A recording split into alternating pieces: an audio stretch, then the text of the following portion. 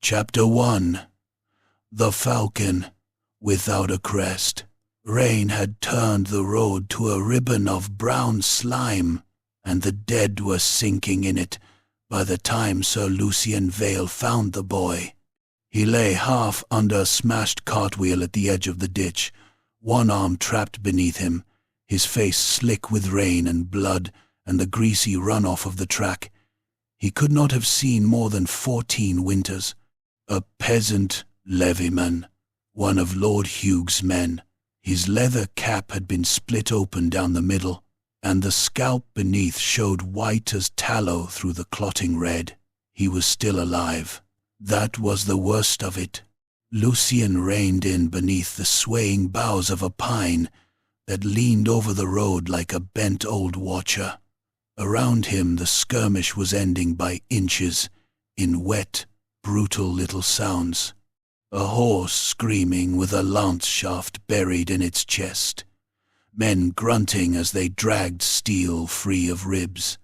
The slap of boots in muck.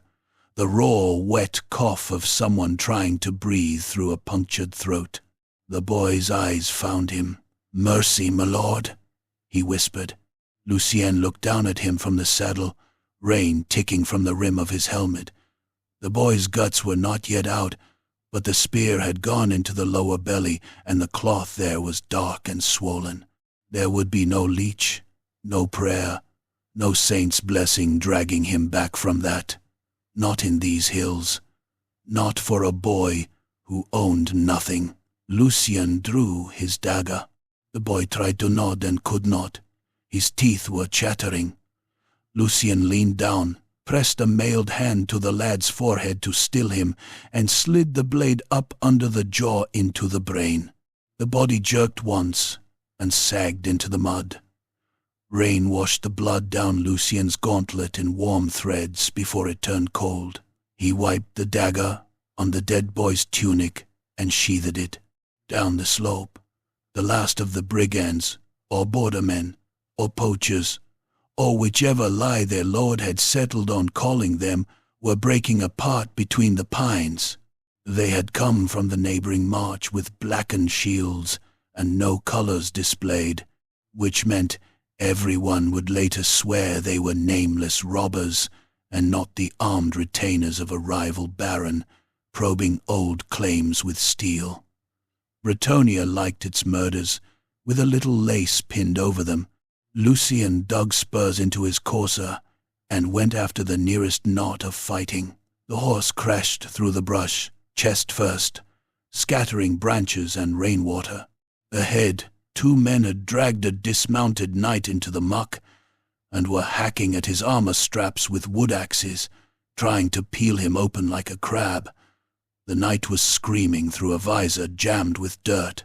One of the attackers looked up at the pounding hooves, just in time to throw up an arm.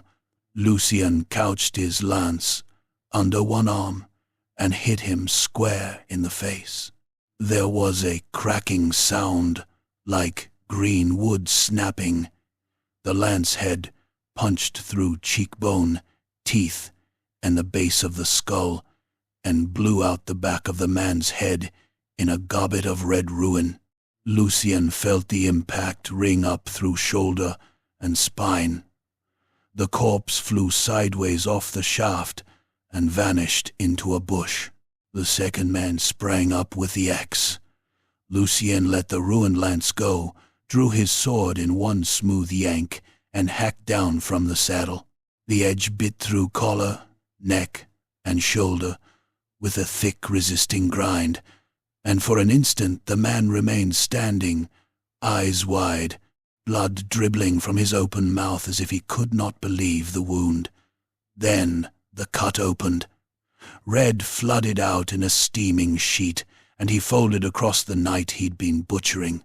Lucien hauled his horse round.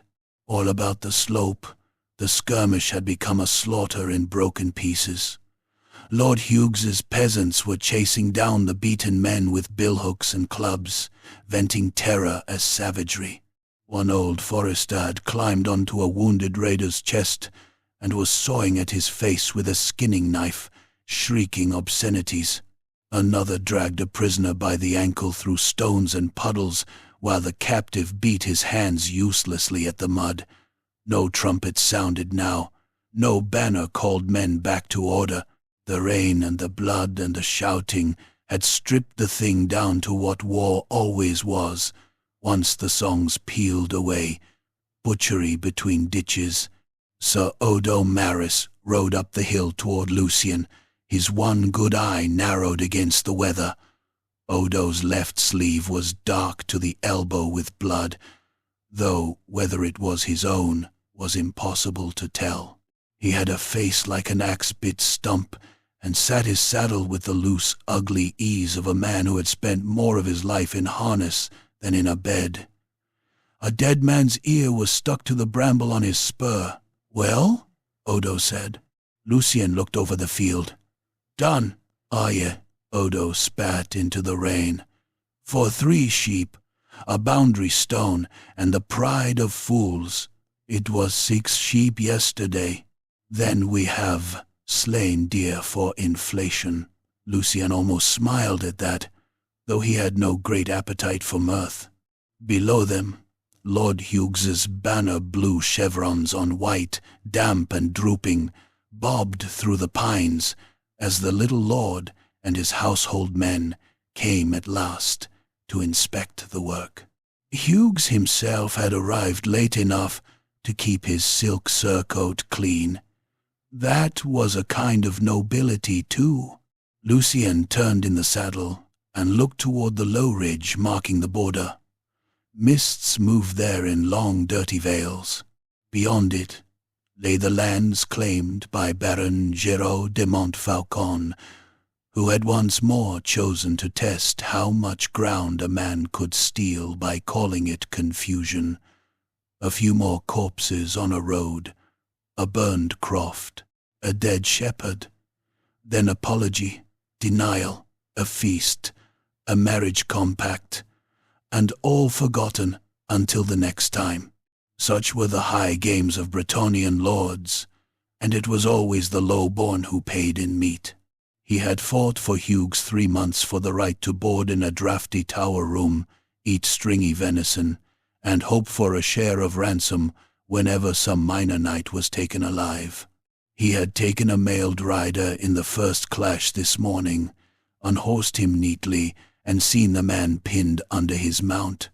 Good plate, good horse, good purse, if his lineage was worth anything. A month's wages in one broken body, perhaps more.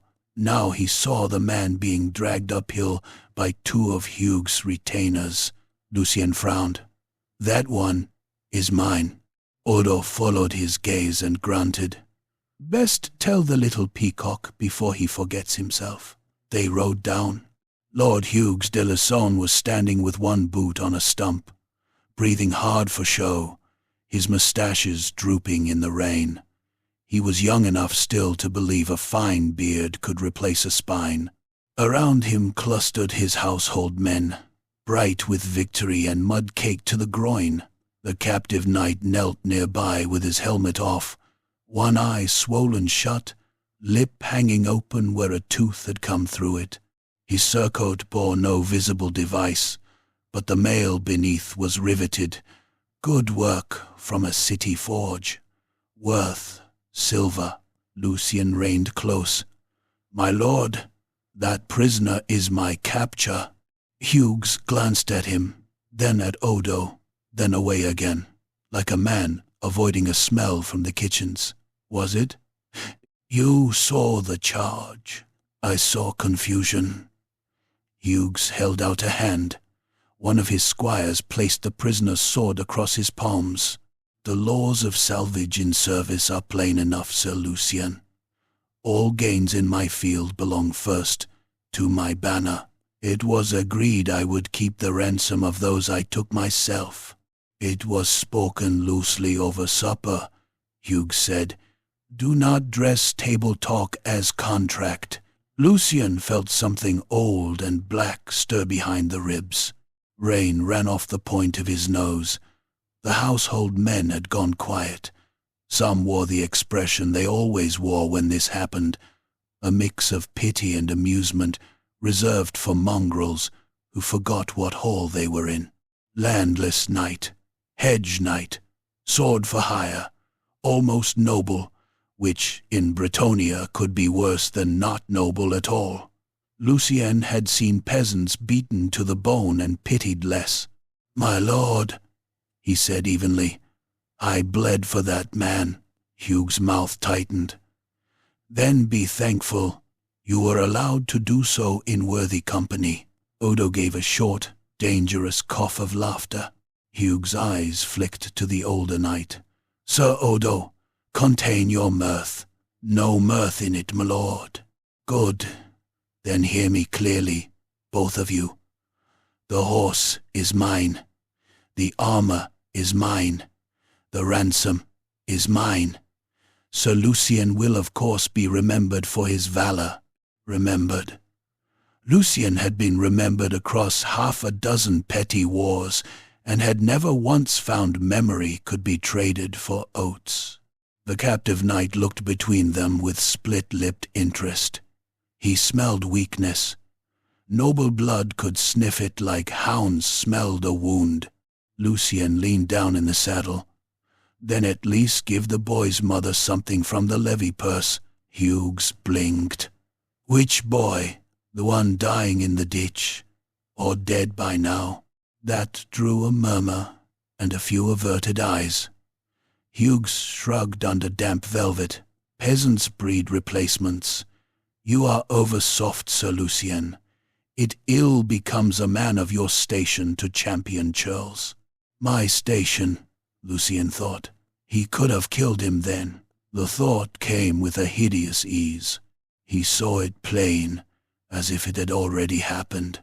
Sword drawn in a hiss of wet steel, one downward cut through collarbone and lung, Hughes toppling backward in his finery, while the squires screamed. Odo wheeling in beside him. 3, perhaps 4 of the household, before they dragged him from the saddle with hooks and knives. A good death, maybe. Honest. Better than swallowing insult, until it turned to stone inside the gut.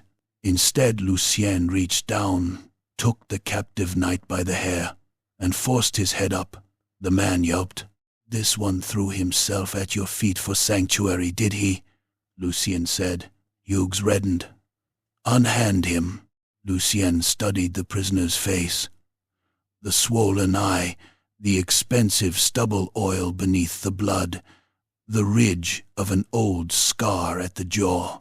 Then he saw the ring on the man's right hand, silver, worked with a stooping falcon. Not Hughes' device, something older, something that tugged at a half-memory of his mother's little box of keepsakes, of candlelight on cheap wood, of a signet she would never explain. "Name," Lucien said. The prisoner's lip trembled. "Sergeant Esteban, my lord." Lucien twisted the hair harder, until the man whimpered. Again, the surgeon's one good eye darted to Hughes, then away. Arnott de Cavarac. That changed the air. Even Hughes knew the name. Lesser branch of old mountain stock, sworn once to Paravon's dukes, before falling into thin fortunes and mean service. Not great, but noble enough to matter. Noble enough for ransom. Noble enough for embarrassment. Hughes opened his mouth, found no immediate lie, and closed it again. Lucien let the man's head go. Arnott fell to his hands, coughing pink into the mud. "Mine," Lucien said quietly. For a moment he thought Hughes might refuse out of sheer spite. Then calculation won. To steal from a landless knight was one thing. To be seen stealing a noble prisoner that another knight had clearly taken was another.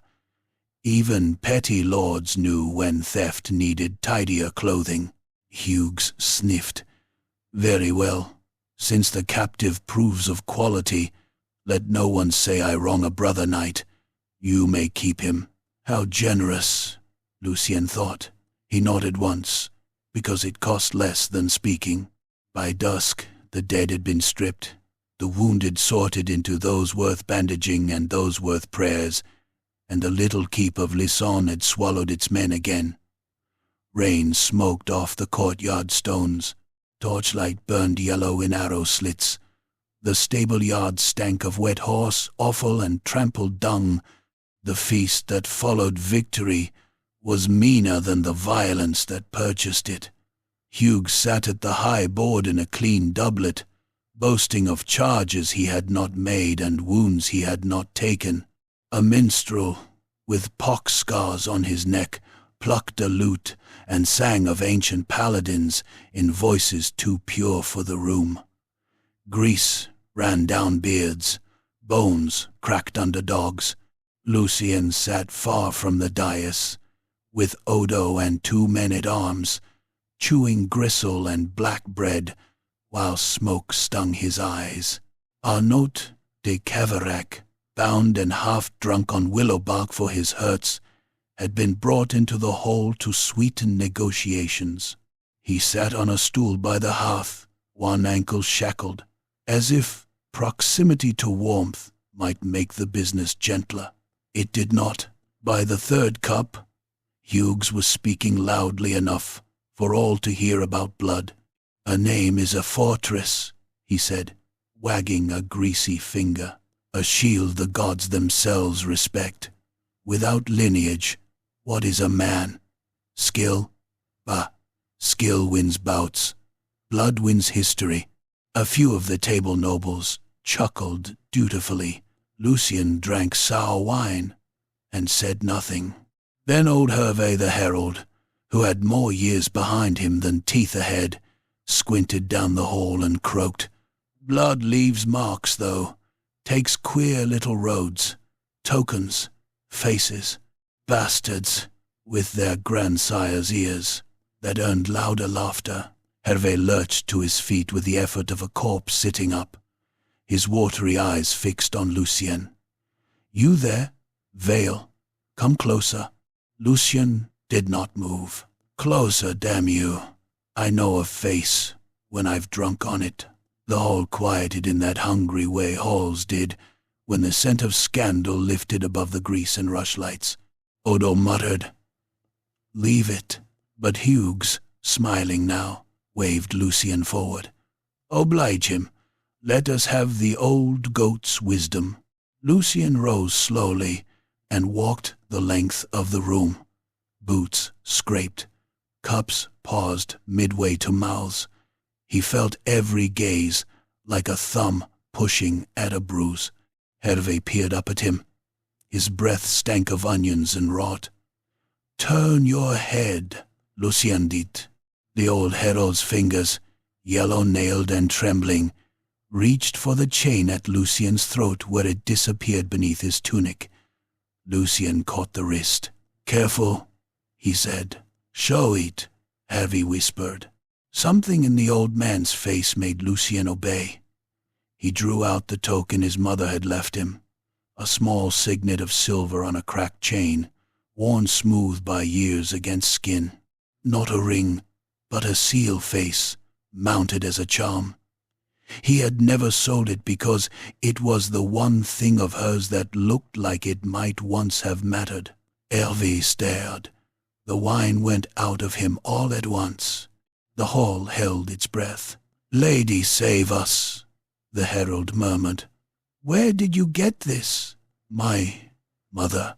"Your mother?" Hervé licked his lips. "Your mother had dark hair, grey eyes, a scar here." He touched his own brow. Lucien's pulse began to pound. "Yes." Hervé looked up toward the high table, toward Hughes, beyond Hughes, as if seeing another hall 20 years dead. "I knew a woman wore this once, not hers by birth. Gifted in Paravon." The word moved through the room like a rat under straw. Paravon, not Lisson, not some nameless village shrine. Paravon, seat of dukes, eyrie of mountain nobility, where old blood nested in stone towers and looked down on lesser men.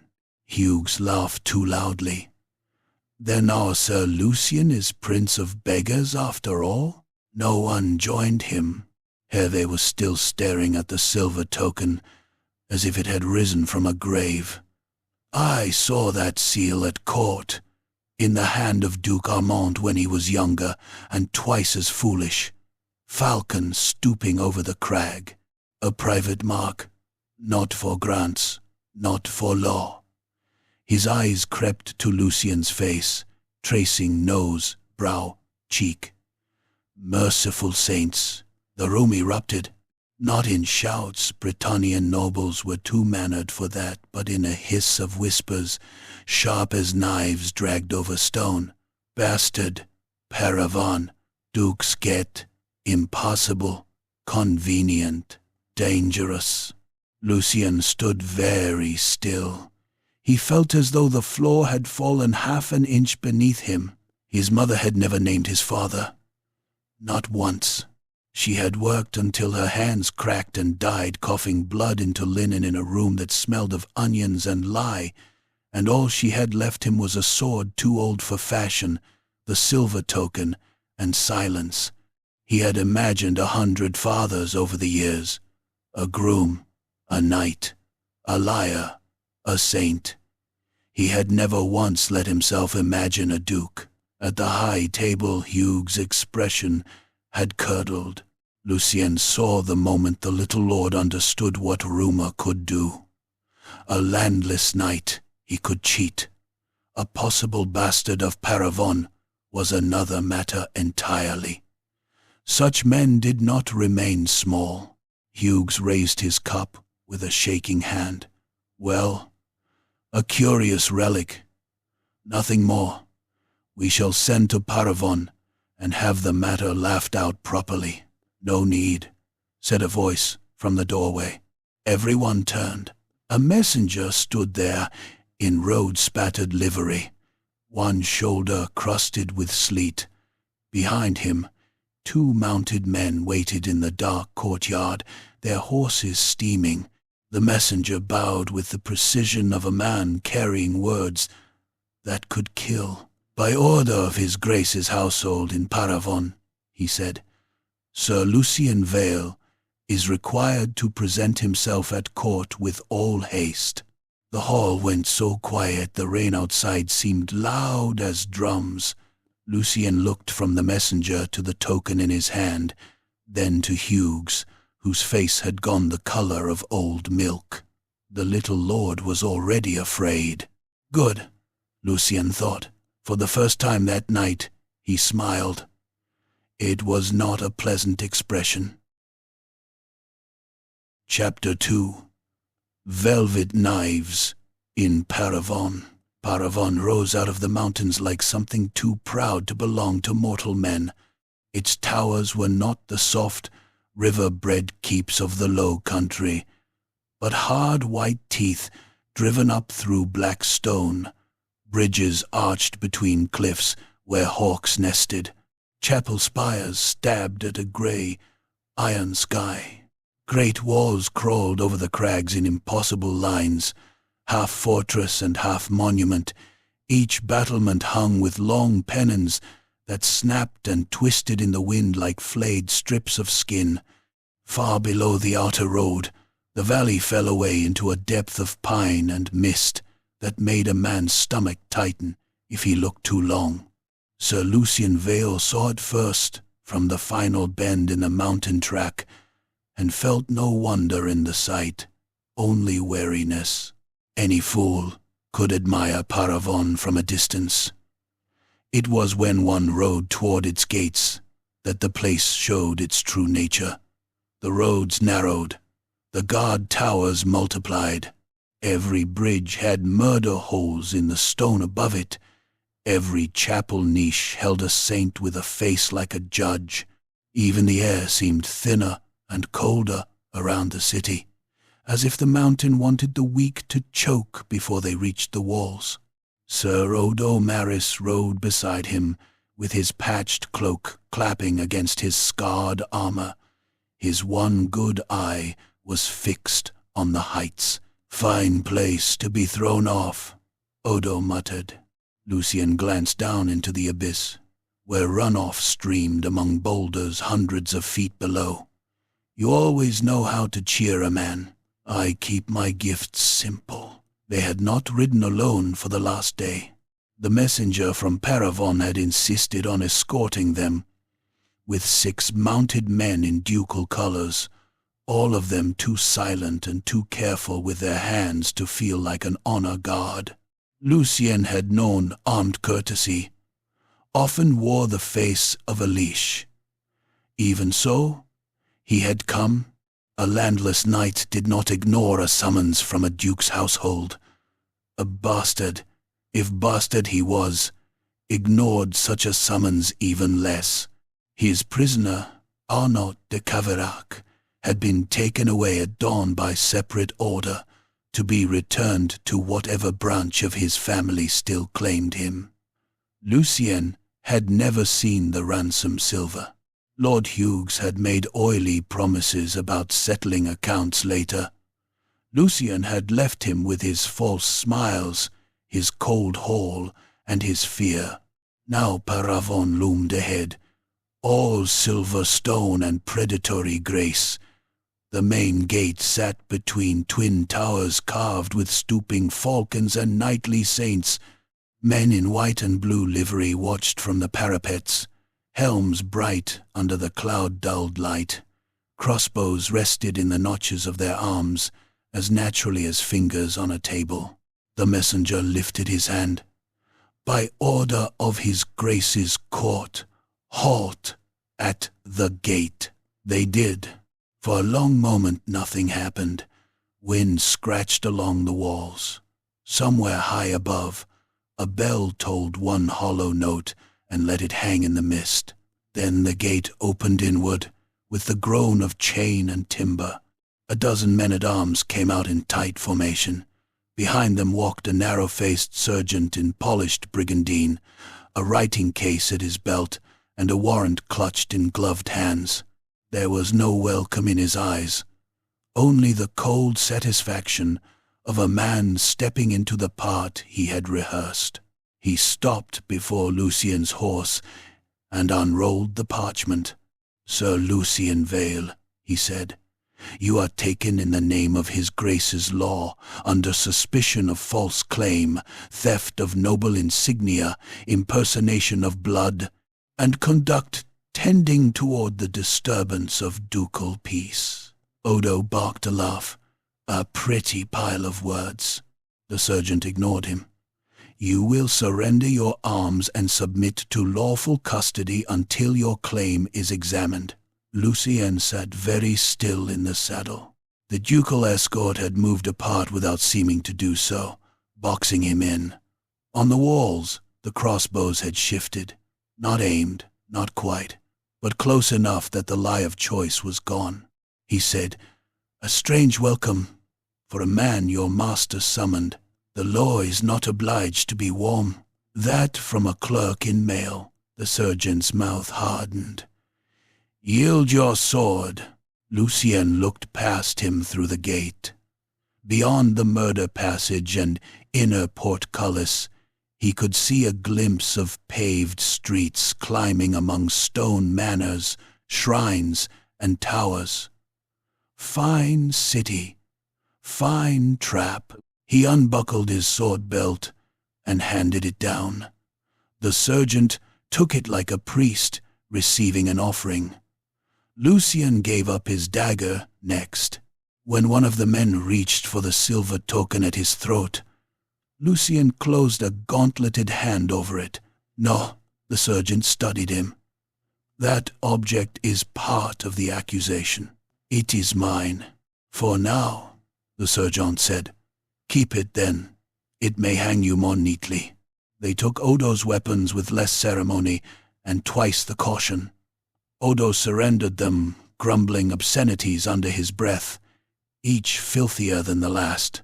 When a young guard tried to take the older knight's eating knife from his boot, Odo leaned down and hissed something in the boy's ear that made him go pale to the lips. Bound by law rather than rope, they were led under the gate.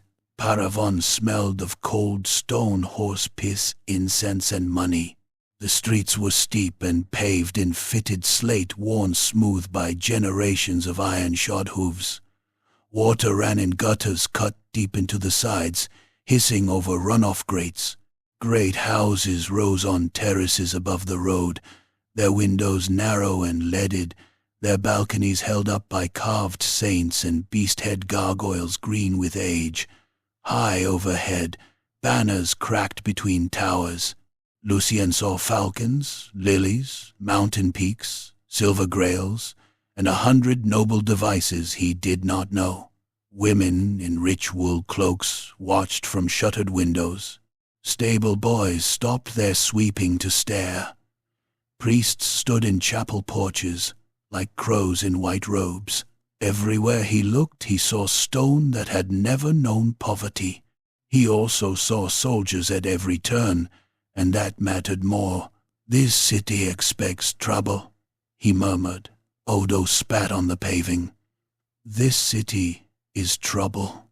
They were not taken to a dungeon. That disappointed Lucien. A dungeon was honest. Paravon had no intention of being honest.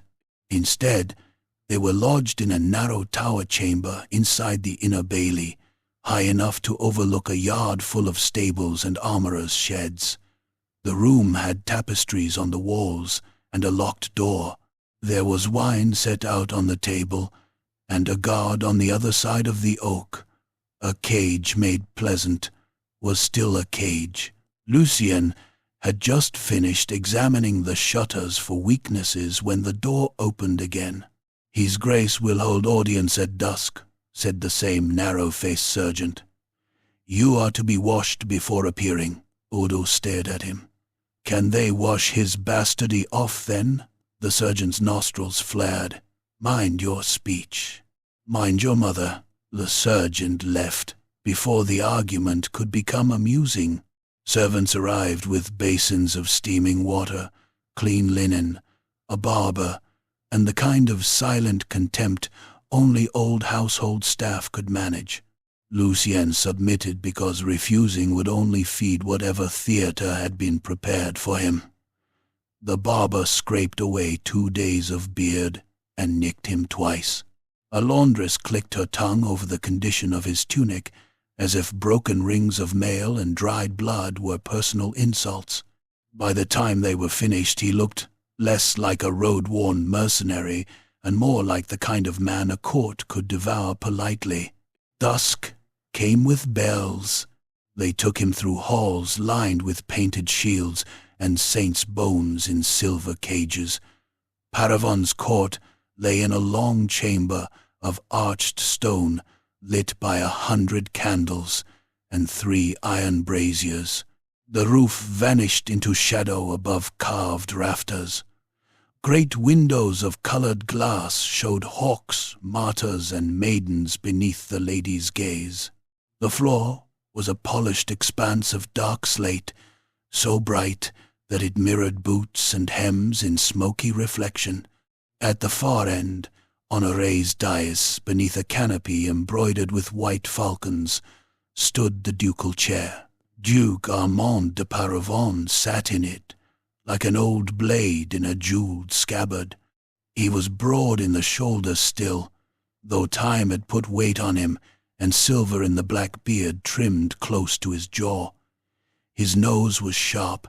His mouth looked as if it had forgotten how to smile without mistrusting the impulse. He wore white wool over mail, so fine it might have been sewn from light. Rings gleamed on both hands.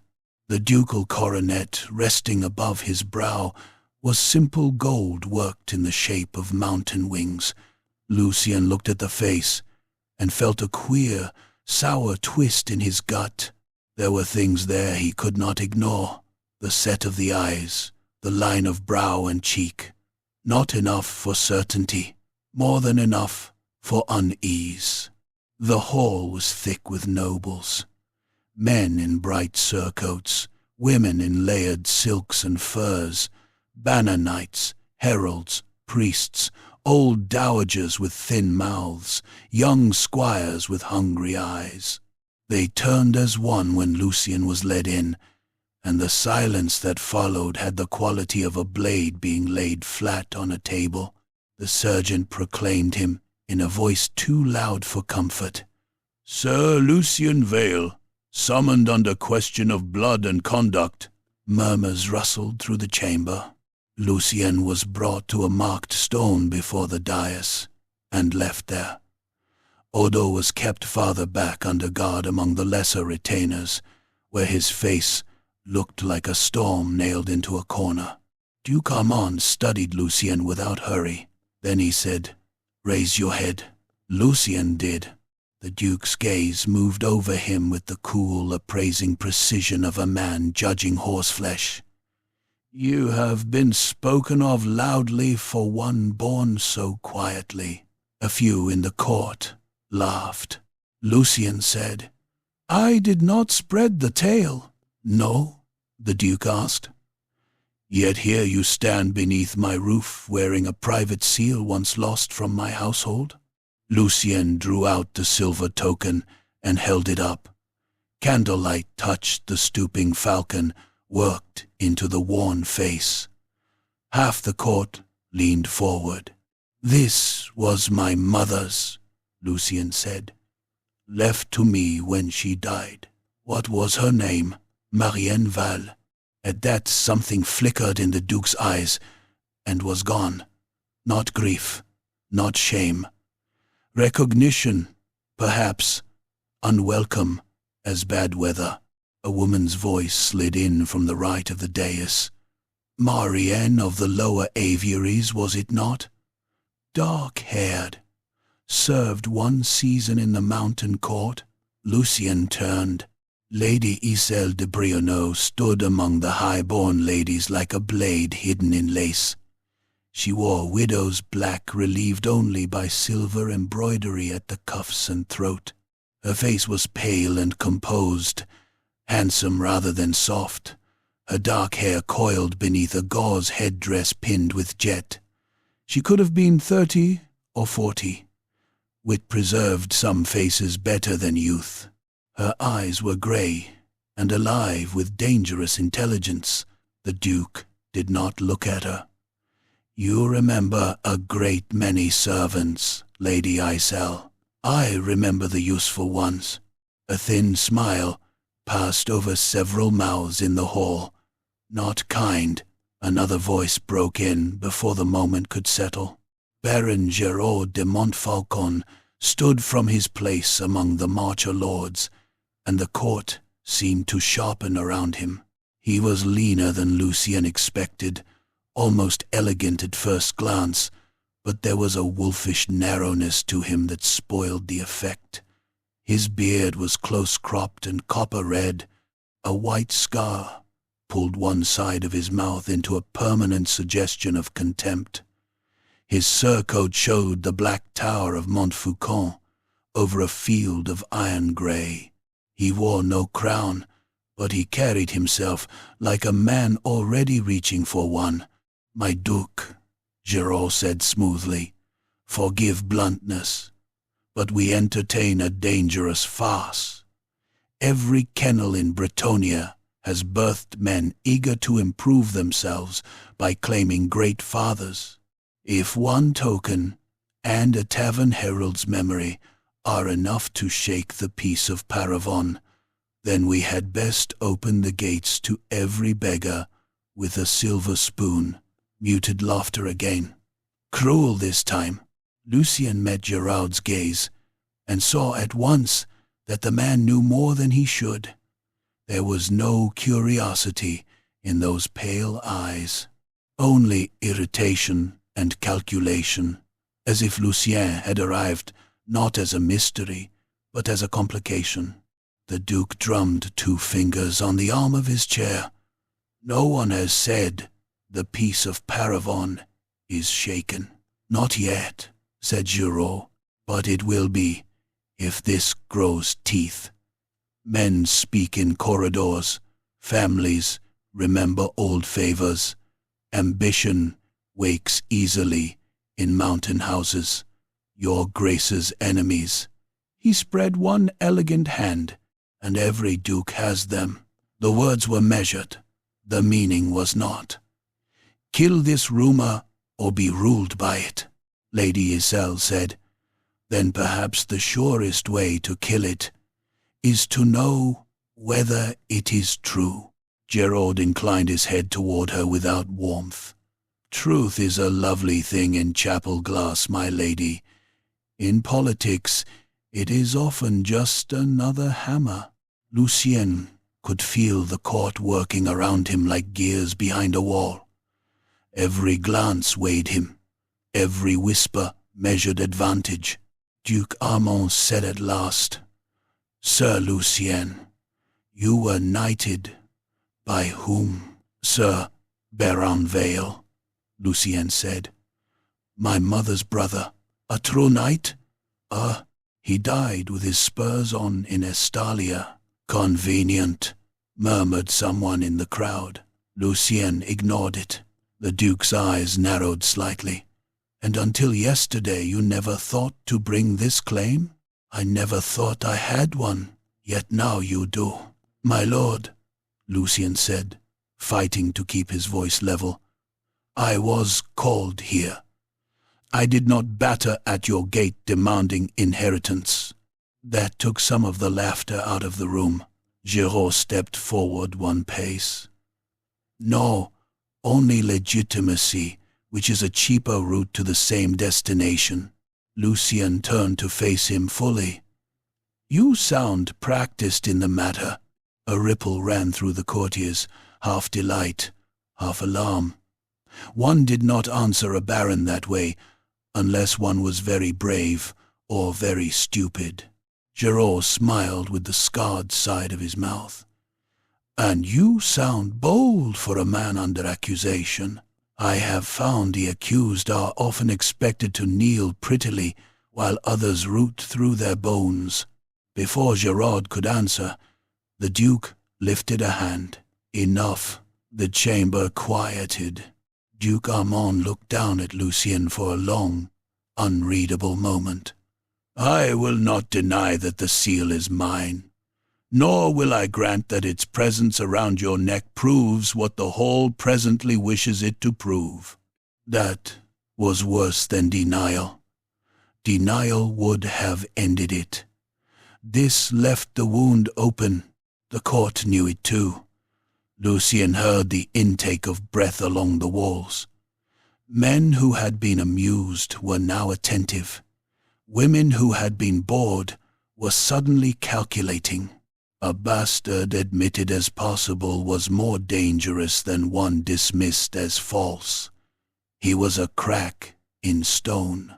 Small, perhaps, but water got into cracks. Winters widened them. The Duke continued. "Until this matter is settled, you remain under my protection and my scrutiny." "Protection." The word tasted of iron. Giraud bowed, but the line of his shoulders had gone stiff. "Your Grace is merciful. I am prudent." Audience ended not with a shout, but with a slower cruelty. The court was allowed to circulate around Lucien in little knots, each noble taking a turn to inspect the oddity. Some offered smiles thin as razors. Some offered sympathetic phrases so polished they reflected nothing.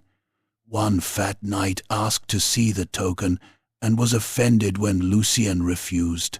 A dowager with yellowed pearls peered up into his face and announced that the left ear was certainly ducal, though the mouth might have come from a mule.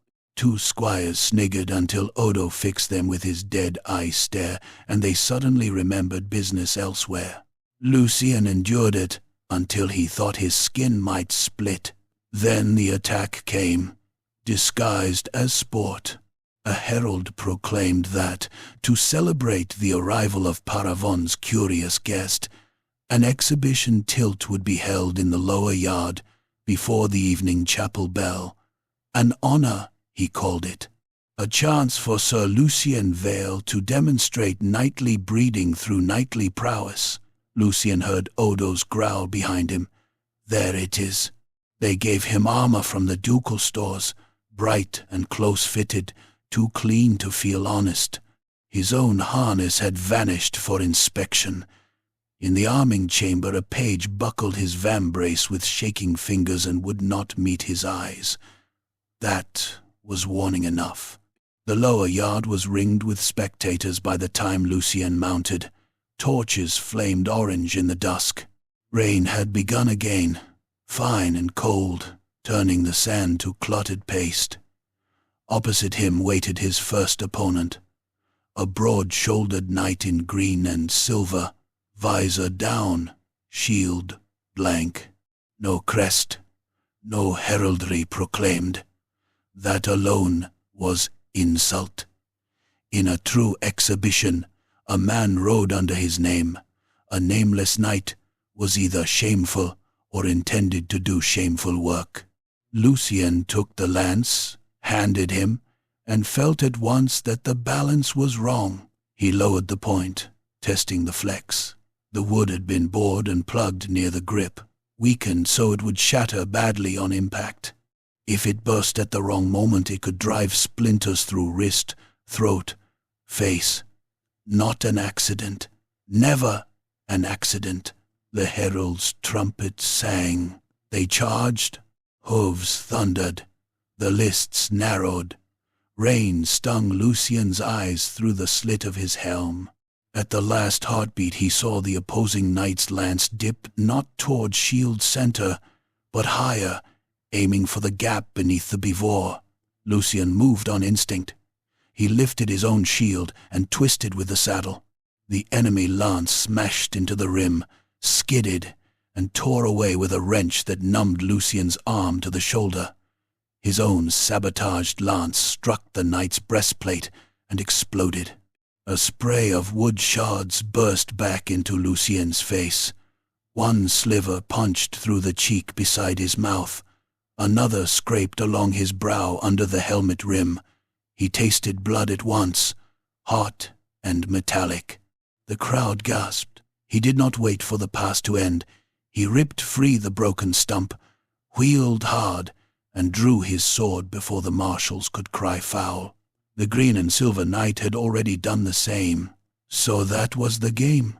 They met in the churned center of the yard, with horses colliding shoulder to shoulder. Steel rang. Lucien chopped at the man's bridle hand.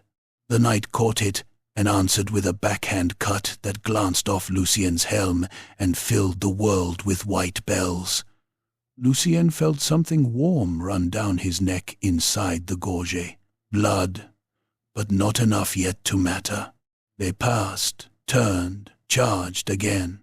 This time the other man came low, hacking at Lucien's horse. Lucien shouted and hauled the reins. The blade bit into the courser's shoulder anyway, opening flesh to the white gleam beneath.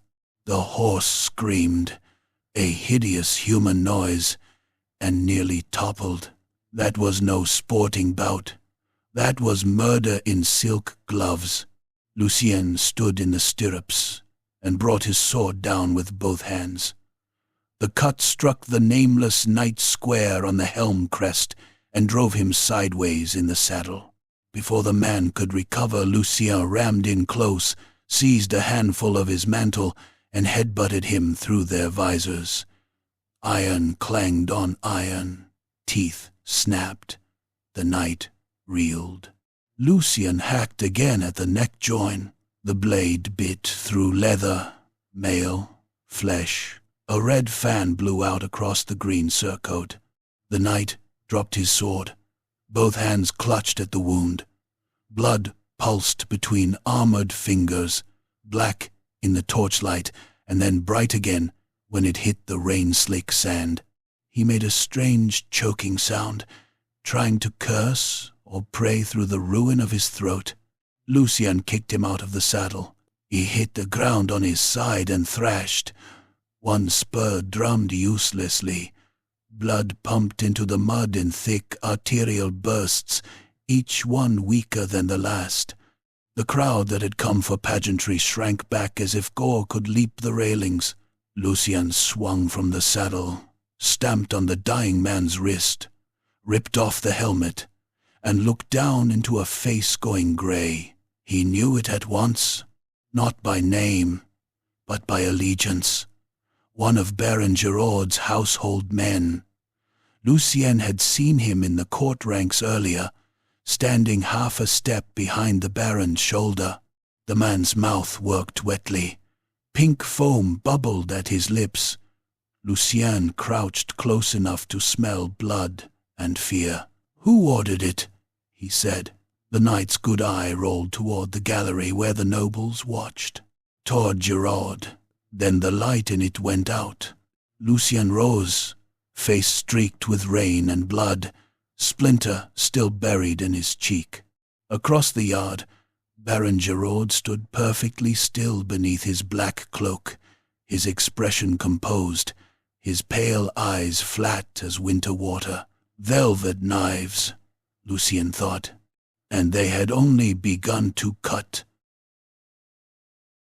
Chapter 3. The Chapel Above the Mist. They left Paravon at dawn beneath a sky the color of old iron, and by noon the city was gone behind cloud. Sir Lucien Vale rode at the head of a wretched little column that had all the dignity of an execution procession. 12 men had been assigned to him in the Duke's name, and not one of them was a gift. 3 were old retainers with bad knees and worse tempers, men whose best days had been spent somewhere else under someone else's banner. 4 were young squires with polished helms, eager eyes, and the haunted obedience of boys who had learned too recently that orders could kill them. 2 were crossbowmen from the lower wards, broad-backed and silent as hanging blocks. 1 was a priest with a cracked nose, and a mule full of relics who had not spoken more than 20 words since mounting up. Odo rode beside Lucien as always, sour and scarred and unkillable-looking. Bringing up the rear was a sergeant named Bastien, with a clipped beard, a scar over the lip, and sealed orders he would not surrender. The banner they carried was a white falcon on blue, but it was old cloth, patched twice and stained by weather. Even the heraldry looked like a hand-me-down. "An honor guard," Odo said as the track narrowed into the high passes. "They may as well have given us a coffin cart and saved time." Lucien glanced back at the men strung out behind them, over wet stone and churned mud. Their horses steamed in the cold. Breath smoked from nostrils. Harness creaked. Above them rose black pines bent by mountain wind, their boughs whispering like old women over a corpse. "They want witnesses," Lucien said. "To what? To whichever version of my death survives the telling," Odo grunted. "Fair." The road climbed into cruel country. The highlands east of Paravon were not made for comfort, nor for tidy songs of noble deeds. They were a land of broken ridges, ravines fat with fog, and old stone ribs jutting from the earth, where the mountains had split open long before Bretonnia had names for its dead. Rain came and went in thin needling curtains. The ground was never truly dry, only varying shades of wet. Hooves slipped on lichen-slick rock. Wheels sank axle-deep in gullies and had to be levered free with curses, ropes, and bleeding hands. Twice they passed burnt crofts, abandoned long enough for moss to grow up through the floorboards. Once they found a crucified shepherd nailed to a gate with rusting spikes, his jaw wired shut in a final grin. The priest cut him down, muttering blessings through chattering teeth, and would say nothing when Lucien asked whose work he thought it was. "Mousillon," whispered one of the squires after dark, when they made camp under a leaning wall of stone. Or worse. There was always worse in Bretonnia. Men only argued over its accent. On the second day, They found the first tracks. Not human, not horse. Hoof marks, cloven and deep, pressed into a patch of soft earth beside the trail. The prints were wrong for goat or stag. Too wide, too heavy, too deliberate. The edges had not yet softened with rain. Something had crossed close and recently. Lucien dismounted and crouched over them. A rank animal stink lingered in the soil, mixed with the sharp ammoniac tang of old blood. Odo spat. Beastmen. One of the young squires made the sign of the lady so quickly he nearly struck himself in the face. Lucien touched the rim of a track with mailed fingers. There were smaller impressions among the larger ones, as if a pack had moved together. How many? Enough, Odo said. The men rode more tightly after that. Every stand of pines looked like an ambush. Every boulder seemed to hide a hunched silhouette waiting to spring. The mountains pressed close in gray silence, and the silence itself began to feel like something listening. Near dusk, they came upon a village no map in Paravon would have admitted existed. It clung to the mountainside beneath a shelf of broken cliff. 7 huts roofed in sod and rot black timber, with a goat pen, a common well, and a shrine made of piled stones and rusted horseshoes. Smoke oozed weakly from one chimney. The fields around it were narrow strips scratched into the slope, barren now but for dead stalks and thorn. No children came running. No dogs barked. Faces watched from door cracks and shutter gaps, pale as fungus. The Sergeant Bastien rode forward and called for hospitality in the Duke's name. A bent woman came out instead, wrapped in wool and animal skins, a charm of bird bones and green glass hanging at her throat. Her left eye was clouded white, her right fixed on Lucien and did not move. "You ride to the chapel," she said. It was not a question. Lucien nodded once. "You know the road?" The woman looked past him toward the heights where mist pooled thick between the crags. "Road's gone in places. Bridge, too. You'll climb by the old pilgrim stair if you've the courage for it." "We've courage enough," said Bastien. The woman ignored him. "No singing on the way, no boasting. If the bell rings, don't answer it.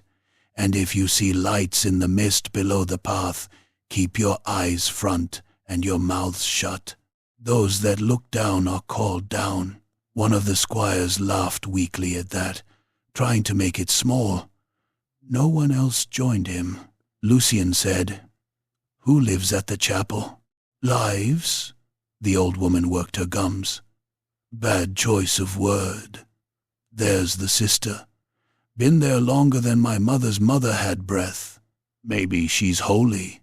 Maybe she's just too stubborn to lie down. Makes no odds. She keeps the place. And the danger?" The woman's one clear eye shifted to the hoof tracks drying in the mud of the lane behind them. "Danger has many fathers in these hills." They took shelter in the common hut. The villagers offered goat stew that tasted of smoke and tallow and old turnips. The men ate because they were cold and there was nothing else.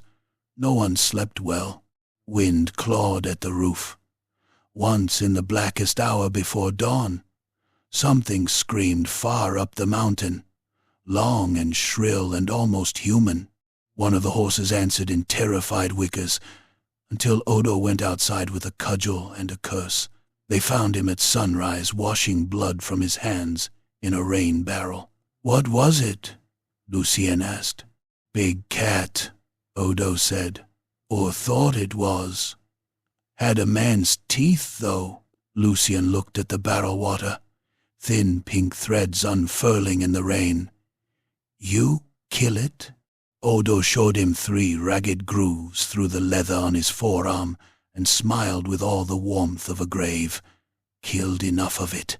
The old pilgrim stair began where the road ended, a long spine of cracked steps cut directly into the mountainside centuries ago by hands far more patient than sane. Moss carpeted the stones. In places the stair had collapsed entirely, leaving only narrow ledges where one misstep meant a fall into the cloud-choked ravine below. The mule had to be unloaded and dragged by ropes. Men slipped and cursed and bled. A squire named Colin lost his footing at a broken turn, and would have vanished into the grey if Lucian had not caught him by the wrist at the last moment. The boy hung over nothing, kicking wildly, face gone milk-white. "Don't let go," he gasped. Lucian planted his feet, felt stones shift treacherously under his boots, and hauled. Tendons burned in his shoulder.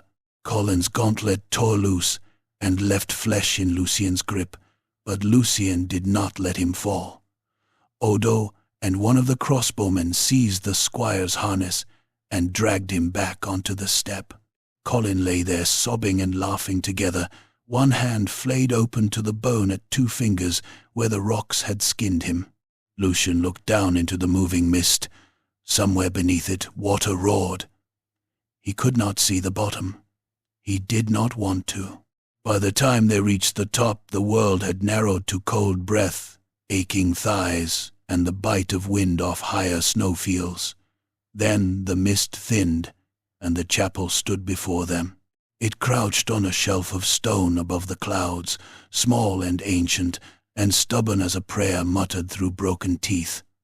Its walls had once been white, but now they were stained black by weather and green by lichen. A bell tower rose from one end with half its roof gone. Colored glass had shattered long ago from the high narrow windows, replaced in places by boards, in places by nothing. Weather-worn carvings of the lady and falcons and kneeling knights ran over the lintel, their faces eaten smooth by mountain rain. Behind the chapel lay a burial yard of leaning stones and rusted rails, and behind that only cliff. No bird circled above it, no smoke rose, yet the place did not feel dead. It felt watchful. The priest crossed himself and whispered something too soft to hear. One of the squires began crying quietly, for no reason he could have explained. The door opened before they knocked. A woman stood in the gap, with a lantern in one hand and a woodcutter's axe in the other. She was hard to age. Her face had the severe preservation of old saints' portraits, the skin drawn tight across the bones but not yet fallen inward. Her hair, what could be seen of it under a grey veil, was white as candle grease. Her robe had been patched so often it was more patch than cloth. Her hands were big-knuckled and scarred. The axe edge gleamed clean. "You're late," she said.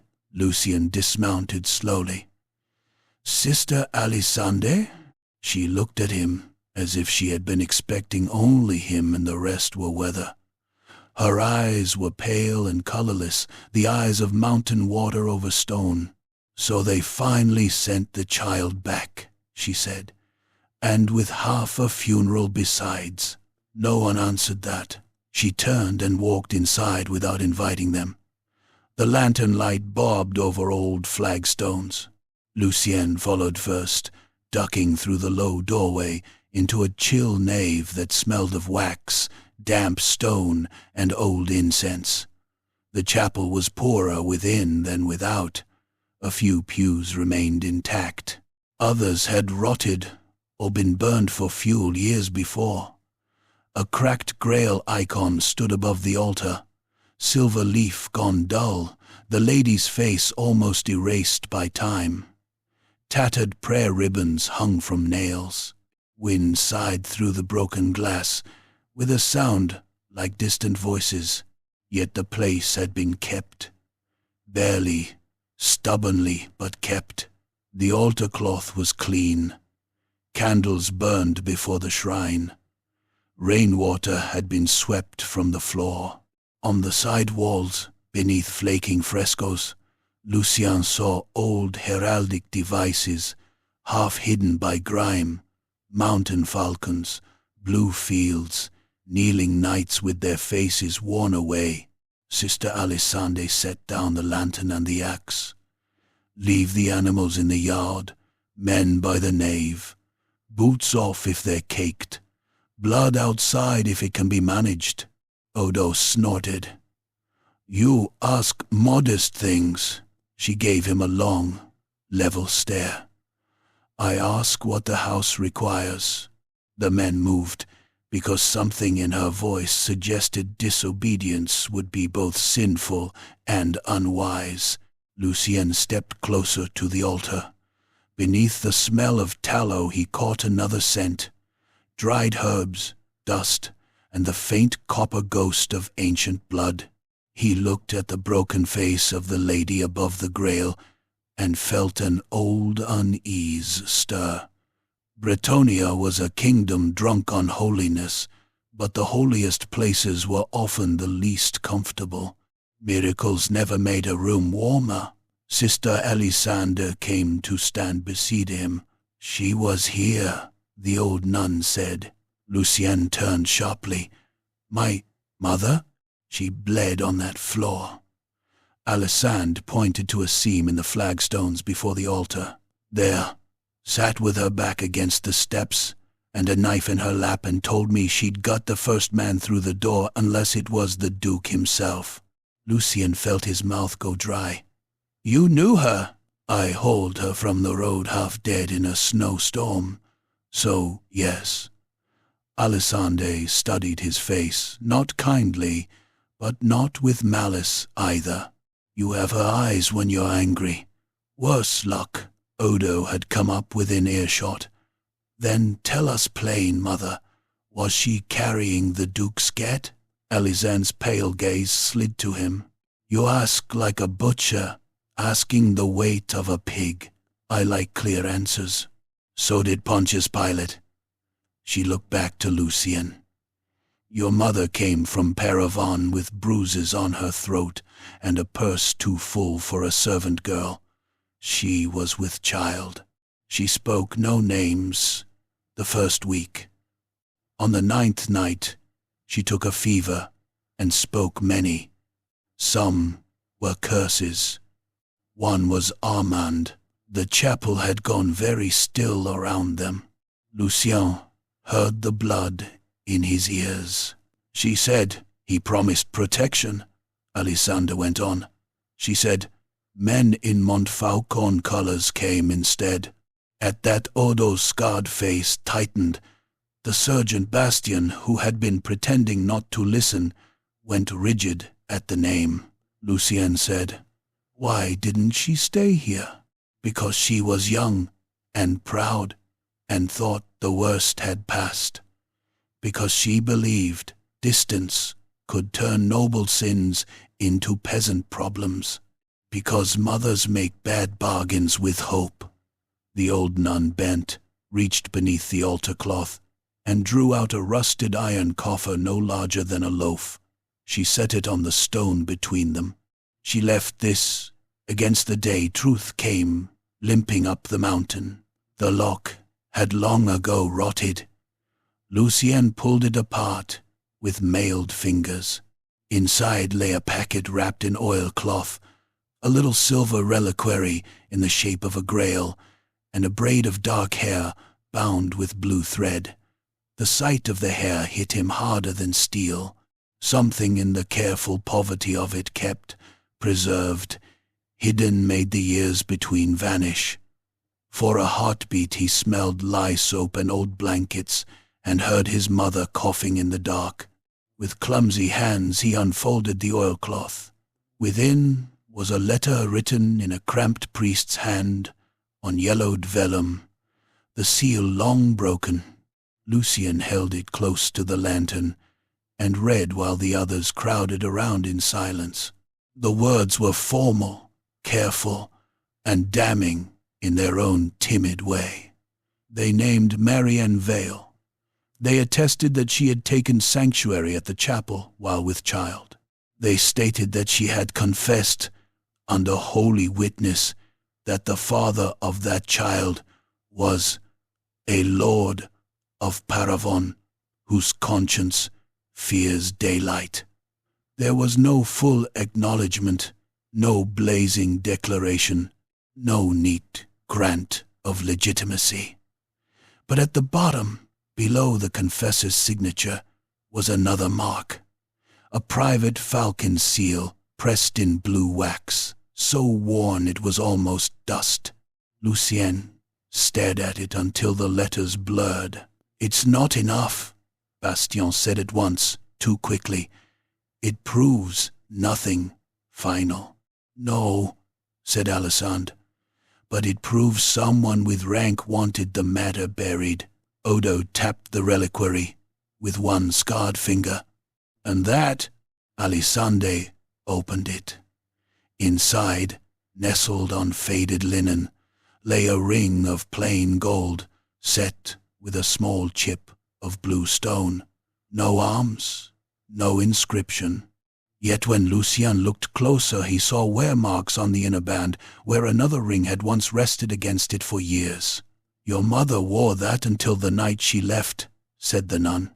"Said it had been given in secret, and would ruin her if found. I told her it would ruin her whether found or not. She laughed at me." Lucien picked it up. It was warm from the old nun's hand, too small for his fingers. A lover's trinket, something intimate and cheap beside ducal regalia, which somehow made it feel more dangerous. That was when the first arrow came through the window.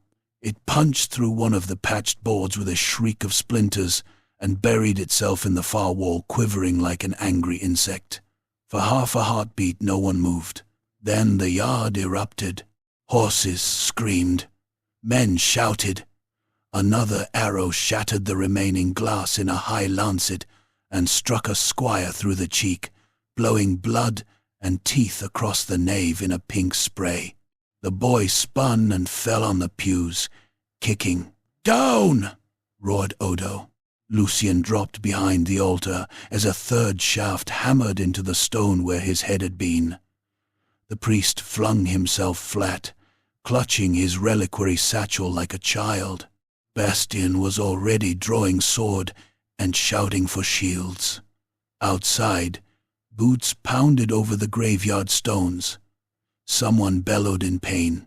Someone else screamed until the sound cut off wetly. "Rear door?" Lucien snapped. "No rear door," Alisande said, as calm as winter. She snatched up the woodcutter's axe again. "Only sinners and builders use more than one entrance." The front doors shook under heavy impact. Then another, wood, splintered. "Crossbows to the pew gaps," Bastien shouted. "Squires with me!" A fourth blow cracked the doors inward, and black-cloaked men poured through the gap with blades in hand. They wore no badges, but they moved like trained household killers, not brigands, two with round shields, one with a hooked bill, another in a steel cap carrying a hammer made for armor breaking. Rain gleamed on their shoulders. Mud spattered their boots. The first man through opened his mouth to shout and took a crossbow bolt in the throat. It entered just above the gorget, snapped the neck back, and burst out the spine in a red bubble. He slammed into the aisle and thrashed, heels drumming, choking on his own blood. Then the rest were in. The nave turned to slaughter in a breath. Lucien met the hammerman at the altar steps. Steel rang hard enough to numb his wrist as he parried the first blow. The second smashed into the edge of the altar and sent chips of holy stone spraying. The man was broad as an ox and stank of wet leather and onions. Lucien rammed the point of his sword into the gap under the arm. It bit, but not deep enough. The hammerman snarled, backhanded Lucien across the face with the haft, and split his lip against his own teeth. To the left, Odo hacked a cloaked swordsman across the brow so brutally the blade stuck halfway through the skull. Odo planted a boot on the man's chest and ripped free in a shower of blood and grey paste. The next attacker came over the pews. Odo caught him by the beard, dragged him face first onto a splintered bench, and sawed his dagger under the chin until the screaming stopped. Lucien ducked under the hammer's return swing and drove shoulder first into his enemy's chest. Both men crashed into the altar rail, breaking it. The hammerman grabbed a fistful of Lucien's hair and tried to bring his face down onto a jag of shattered wood. Lucien smelled sour breath and saw, absurdly, a piece of old cabbage stuck in the man's beard. Then Sister Alisande stepped in from the side and buried the axe in the killer's knee. The blade bit with a meaty thunk. The man howled. Bone cracked. He folded. Lucien tore free, shoved his sword upward under the chin, and felt the point punch through mouth, palate, and into the brain. The hammerman convulsed once, hot blood jetting over Lucien's hands, then went slack and heavy. More men were coming through the doors. "Fire!" shouted one of the cloaked attackers from outside. A torch arced through a broken window and burst across the floor in sparks and lamp oil stink. Another followed, striking a pew that went up with greasy orange eagerness. Smoke rolled low and fast beneath the rafters. "They mean to burn it," cried Bastien. "Of course they did. Burn the witnesses, burn the relics, burn the story, until only ash could testify." One of the young squires, Colin the boy Lucien, had hauled from the stair, charged too far into the aisle in terror and fury combined. A black-cloaked killer with a butcher's knife caught him under the ribs and opened him to the navel in one ripping upward stroke. Colin stopped like a puppet with its strings cut. For one awful second his guts bulged through the split mail and tunic, pale and slick as coiled eels. Then they spilled into his hands, and he began screaming at the sight of himself. Lucien reached the killer before the second stab landed. He hit him so hard with the pommel that the man's teeth flew loose in a red burst. The murderer staggered back, still clutching the knife, and Lucien cut his forearm off at the elbow. The severed hand remained locked around the hilt as it hit the floorboards. The man stared at the stump, at the pumping blood, at the absent limb, and made a tiny, confused sound. Lucien opened his throat with the next swing. Bastien's men were dragging the wounded behind the altar. The priest had found enough courage to stamp out one fire with his own robe while praying frantically. Smoke thickened. Flames licked along the pews. Arrows still hissed in through the windows. "Out the side wall," Alisande said. "There is no—" She kicked aside a cracked saint's plinth, revealing a narrow postern half hidden behind hanging cloth and creeping mold. "There is when one has lived long enough." Lucien snatched up the coffer, letter, and ring, crammed them under his breastplate, and began forcing men toward the hidden door. Odo backed them, hacking at anyone who came near. Bastien took a cut across the jaw that laid it open to the teeth, and fought on regardless. Blood sheeted down his neck. One crossbowman went down on one knee with an arrow through the calf and still managed to reload before he was dragged through the gap. Lucien was the last out but for Odo. In the moment before he ducked through, he looked back down the nave. Fire had climbed the old prayer ribbons and was racing along the beams overhead. Black-cloaked figures were silhouetted in the doorway against stormlight, blades in hand, eyes bright in the smoke, and above them, just for an instant, a hard white radiance spilled through the broken eastern windows. Not firelight, not lightning.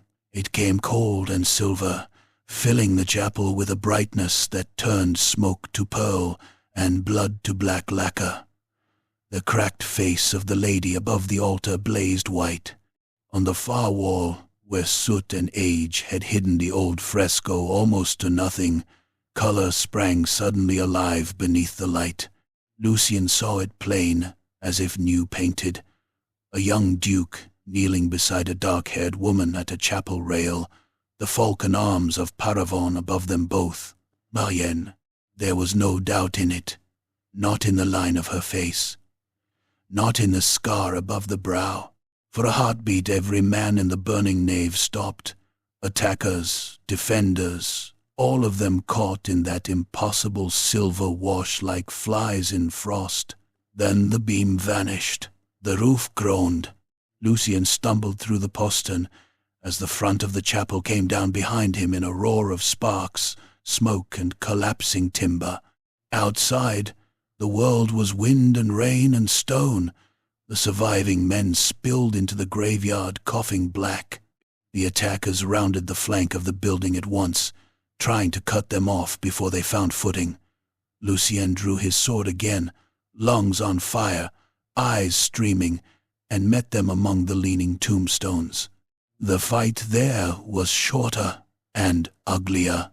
No room for horsemanship, no room for pageantry, just boots, sliding in wet grass, and steel rising and falling between graves.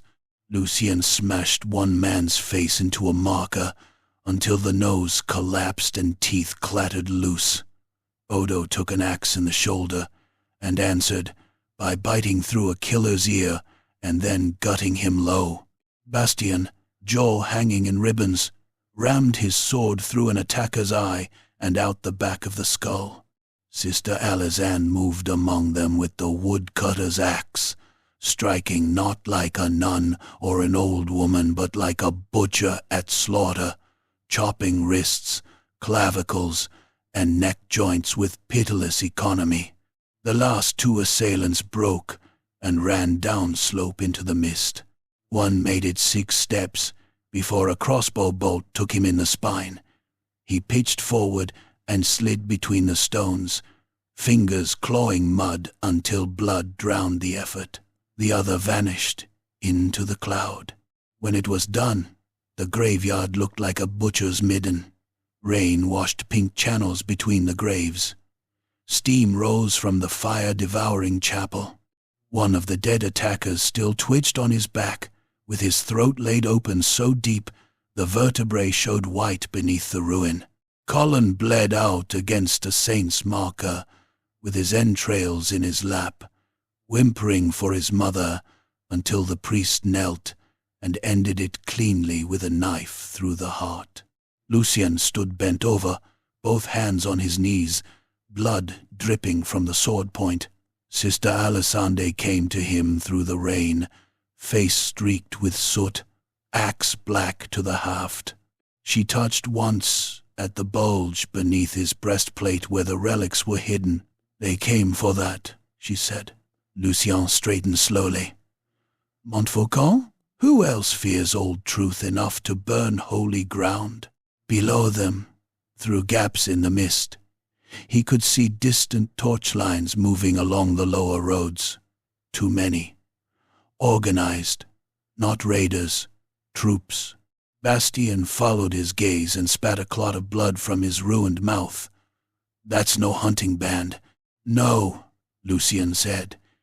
He thought of Géraud in the tourney-yard, still as a dagger in a velvet sleeve. He thought of the false concern in the court, the talk of peace, the practiced outrage. He thought of men in Montfaucon colors, hunting a pregnant servant into the mountains years before, and now again hunting the proof she left behind. The torches below spread like a wound, opening in the dark. "Those are muster fires," Odo said. Lucien slid the blood-slick sword back into its sheath. The chapel behind him burned. The relics beneath his armor felt suddenly heavy as chain. The mountain wind carried the far-off clang of bells from somewhere below, not holy bells but alarm bells, calling men to horse and banners to road. A false war, he thought, with cold clarity. Not yet begun, perhaps, but beginning. And he had just survived the first move. When he looked up again, the mist was swallowing the lower valley whole. Chapter 4. The False Errantry War. By the time Sir Lucian Vale came down out of the mountains, the lie had already put on a banner. He saw it first from a knife-edged ridge above the lower marches, where the clouds broke in long strips and showed the country below in bruised patches of green, black mire, and yellowed field. Smoke stood up from the border villages in greasy columns. Carts crawled along the roads in panicked strings, peasants fleeing with whatever they could drag behind oxen too thin for the burden. White and blue pennons of paravon snapped over clusters of horsemen riding hard toward the south. And farther off, on the floodplain where the old boundary stones sank into swamp and reed, black plumes rose from signal pyres lit in a disciplined line, muster fires. Not a skirmish, not a border raid, a campaign. The false errantry war had begun. Lucian sat his horse in the cutting wind and felt the whole design of it settle into place inside him with the cold final weight of iron. Baron Giraud de Montfaucon had not merely tried to murder him on the mountain. That had only been housekeeping. The real crime was larger, grander, more Bretonnian in its hypocrisy. Frighten Paravon with tales of Mousillon incursions. Burn a few villages. Salt the roads with corpses. Dress hired killers in grave rags and rusted mail. Let frightened peasants swear they had seen dead men riding from the marsh. Then call the young nobles to horse, under the language of piety, vengeance, and border duty. Make it sound holy. Make it sound necessary. Then feed them into mud and arrows, while one ambitious lord gathered power from the disorder. It was a fine piece of villainy. It would have been finer if Lucien were not still alive to see it. Below him, the survivors from the chapel huddled in a stand of bent firs above the trail. There were fewer now. 2 squires gone, 1 crossbowman dead of a gut wound in the night, Bastien half fainting from blood loss, though the priest had stitched his torn jaw shut with horsehair and strong hands. Odo still rode, though the axe wound in his shoulder had festered into a swollen purple crater that made his left arm stiff as wood. Sister Alessande had not returned to the chapel's ashes. She came with them wrapped in a scavenged soldier's cloak, carrying the same woodcutter's axe and looking as implacable as mountain stone. Her pale eyes missed nothing. "They've moved fast," Bastien muttered through swollen lips as he looked down over the valley. "They were ready before the first torch was lit," Lucien said. Odo spat over the edge. "Then the Black Tower bastard means to have his war before truth can limp back to court." Lucien slid from the saddle and crouched behind a rock outcrop to study the roads below. He could make out one convoy larger than the others, a baggage train under mounted escort, angling toward a half-ruined border stronghold set on a rise above the marsh. The place had once been a watchfort. Now it was a scar of broken curtain wall and sagging towers around a chapel fortress built to sanctify the frontier. From this distance its chapel roof looked black with old rot. Men were swarming over it now, raising tents, hauling barrels, building a field headquarters in the shell of a holy place. "How many?" Bastien asked. "Enough," Odo said, which was his answer to most questions worth fearing. Lucien narrowed his eyes. "Not enough for a proper war, enough for a fraud. That's his command post." Bastien frowned. "You know that from here?" Lucien pointed. "See the wagons with the covered chests. Scribes' tents. messenger lines, signal posts. He's running it from there. The men out in the fields are noise. That fort is the throat. Alisande came to stand at his shoulder. Then cut it. Lucienne glanced at her. That's the notion. Good, she said. I am tired of mountain air. By noon they had dropped into the lower country and begun to see the war close enough to smell it. The marches were a sour land even in peace. Reed-choked waterways, bog meadows, low stone dikes, and old villages hunched behind earth berms against flood and raider alike. In war they became something fouler. They passed a hamlet with every door hacked open and every able-bodied man missing. A girl of 8 or 9 sat in the lane beside a dead pig and would not speak, though blood had dried thick around both ears where someone had boxed her hard enough to split them. At a bridge over a drainage channel they found 3 corpses hanging upside down from the arch, their throats opened and their faces painted with grave ash to make them look like the risen dead. One was no more than a farmhand with rope burns on his wrists. Another wore one of Montfaucon's boots. Useful theatre, Odo said, looking at the bodies turn in the damp wind. A peasant sees that by moonlight he'll swear the marsh itself spat them up. At the next village, a survivor told them between sobs what the raiders had looked like. Not the dead of Mousillon, men, living men. Some with rust rubbed over good steel to make it look tomb-rotten, some draped in burial cloth and chapel chains, some bearing shields painted black and scraped over with old devices. They had come at dusk, killing livestock, setting fire to grain stores, and shouting curses in bad accents. One had laughed when a boy called him a corpse. His teeth were too good, the survivor said stupidly, as though that detail had broken his mind more thoroughly than the slaughter. Dead men don't have such teeth. Lucien left the man with Bastien and rode on. By the time the sun sank behind the hills, they had found what he needed. 3 wagons mired axle-deep beside a causeway, 4 corpses around them, 2 carters with their throats slit, a pair of hired spearmen from Géraud's command, left to rot where someone had looted even their belts. The surviving wagon master had crawled under his own cart and hidden among sacks of barley until the attackers moved on.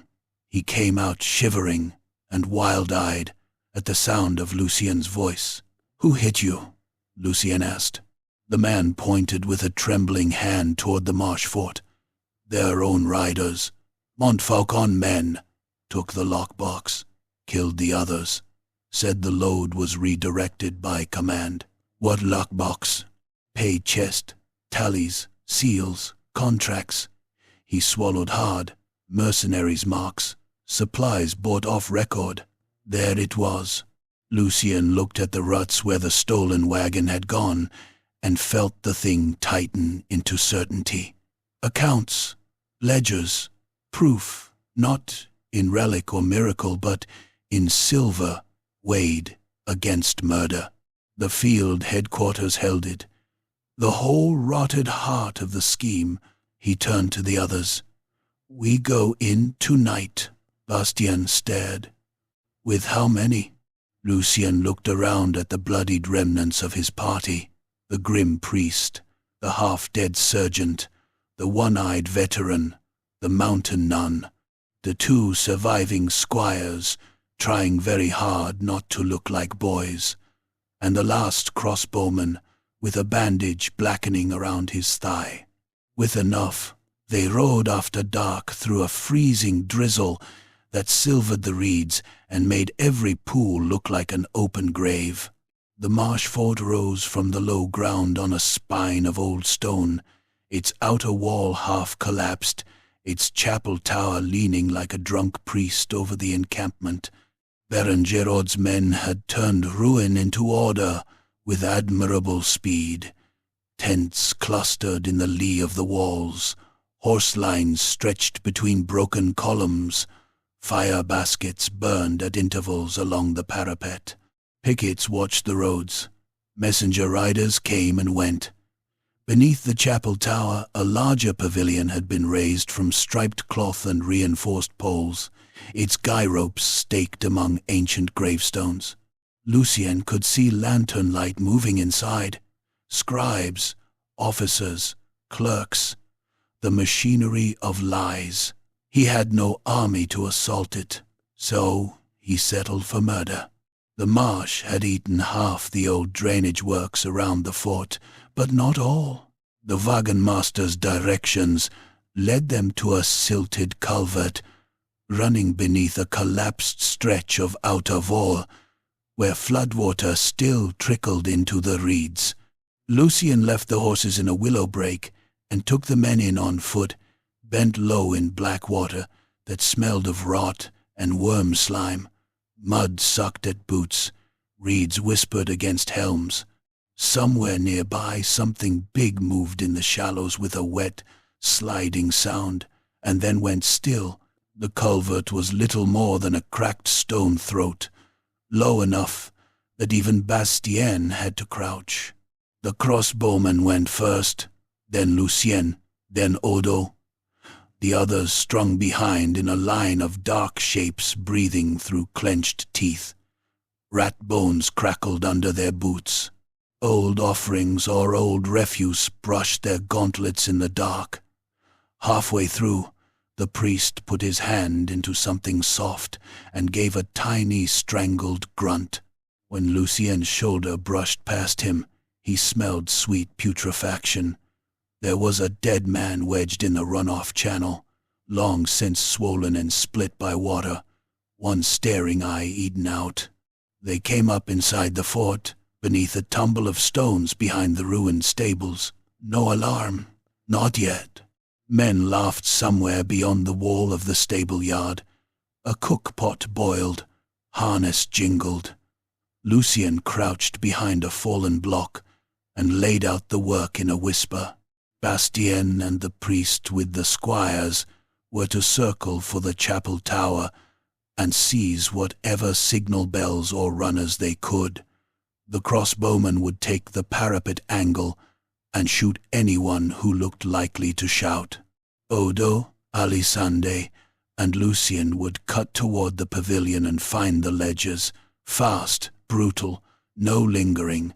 If the camp woke, they were to make as much chaos as possible and head for the eastern breach, where the marsh path narrowed to a causeway. Odo grinned wolfishly in the dark. Now it sounds like a night's work. They killed the first sentry before he finished turning his head. Lucien came out of the shadows, clamped a hand over the man's mouth, and drove a knife into the hollow above the collarbone. The blade scraped bone, found the artery, and hot blood flooded over Lucien's hand in a pulsing gush. The sentry jerked and kicked once. Odo caught the falling spear before it clattered. They lowered the body into the straw like laying a child to sleep. The second died Alyar. He came around the corner of the stable block humming to himself and saw them at 6 paces. His mouth opened. Alisande's axe buried itself in his teeth with a crack, like a chopping block splitting. The man went backward in a fountain of blood and broken ivory, hands clawing at the haft protruding from his face. Alisande put a boot on his chest and yanked the axe free with a wet ripping sound that seemed to pull half the front of his skull away with it. Go, she said. They went. The camp opened around them in firelit slices, stacked barrels, tethered horses rolling frightened eyes, men at cook fires, cloaked runners hurrying between command posts. Lucien moved through it at a half-run, killing where necessary, bypassing where he could. Once, a mounted courier almost rode over him in the dark. Lucien seized the bridle, yanked the rider sideways from the saddle, and smashed his face into a tent peg until cartilage turned to pulp. Odo took another in the gut with a short spear scavenged from the stable yard and ripped it out sideways, spilling loops of intestine into the mud. The man tried to hold himself in with both hands while kneeling in disbelief. Odo stamped him over and finished it with a thrust under the ear. Then the alarm finally broke. Not from them, from the chapel tower.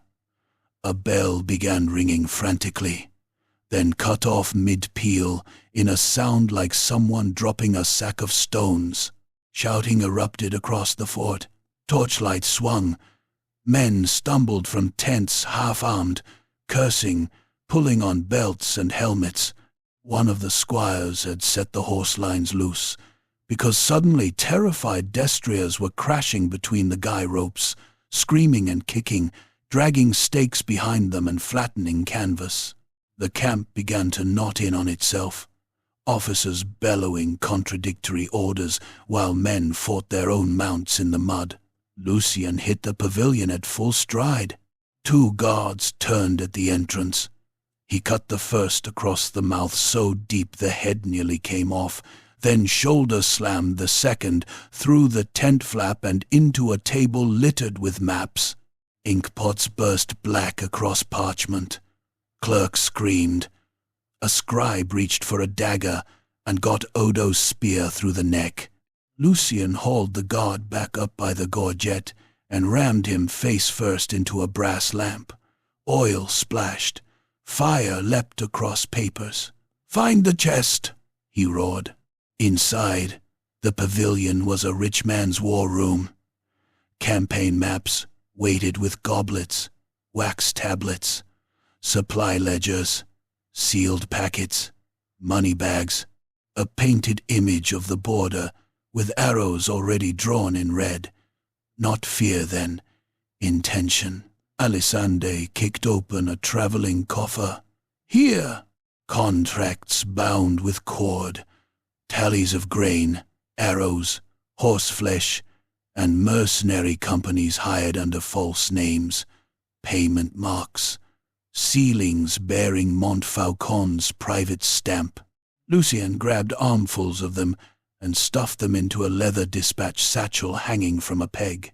Then the inner partition of the pavilion opened, and Baron Geraud de Montfaucon stepped through in half-fastened armor, sword already in hand.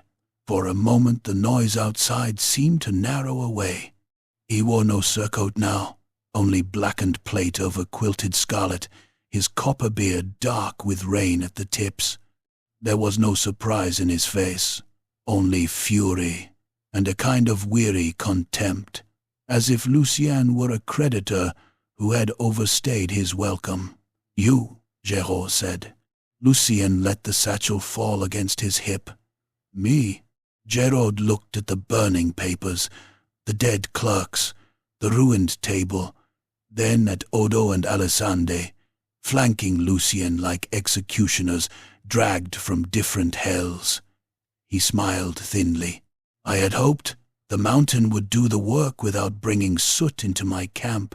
"You've built a great deal on hope," Lucien said.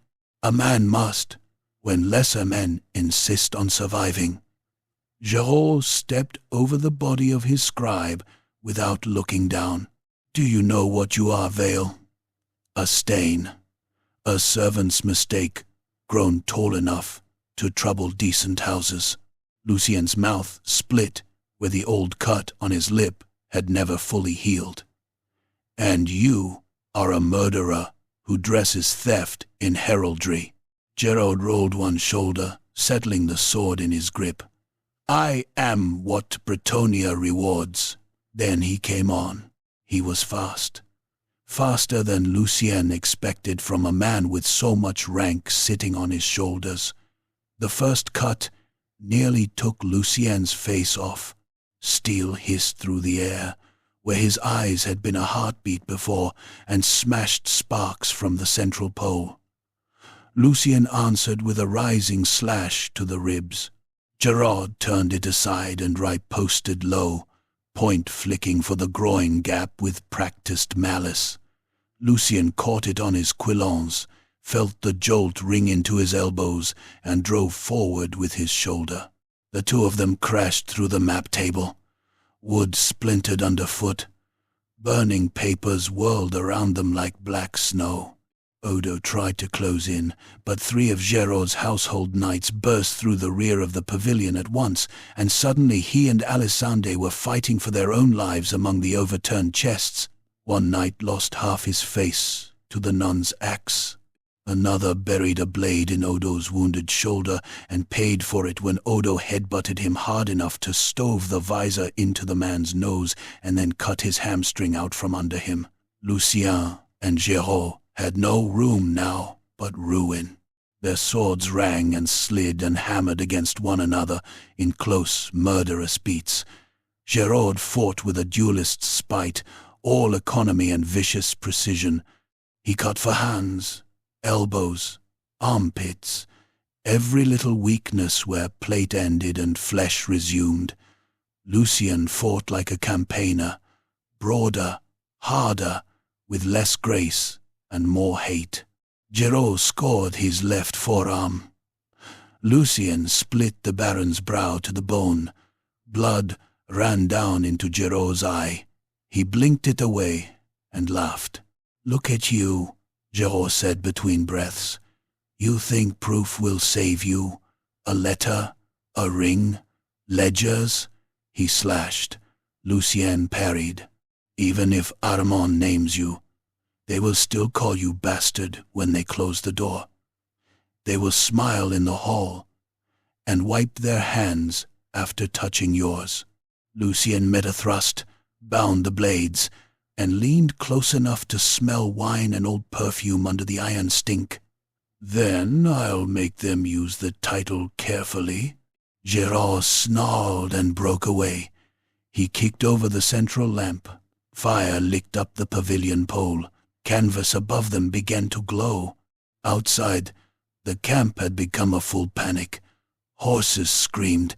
Men shouted that the dead of Moussillon were inside the walls. Someone had opened another pay chest because silver coins flashed in the mud, and men were already dropping discipline to snatch them. A horn sounded from the eastern breach. Paravon riders, perhaps, or simply another layer of confusion. Either way, the fort was coming apart. Geraud lunged again, and at last drew blood in earnest, his point slipping past Lucien's guard into the meat beneath the ribs. Pain hit white and immediate. Lucien snarled through his teeth, caught the blade under his arm despite the agony, and stepped into it instead of away. Geraud's eyes widened at the wrongness of that. Lucien punched him in the mouth. The blow cracked teeth. Geraud staggered. Lucien ripped the trapped sword free of his own flesh and hacked downward. Geraud brought his blade up just in time. Steel shrieked on steel. They locked for an instant, faces inches apart, both straining, breath hot, through their teeth. Then Odo, blood streaming down his arm, stumbled into one of the pavilion ropes and pulled it half loose. The central pole lurched. Burning canvas sagged. Geraud looked up. Lucien did not.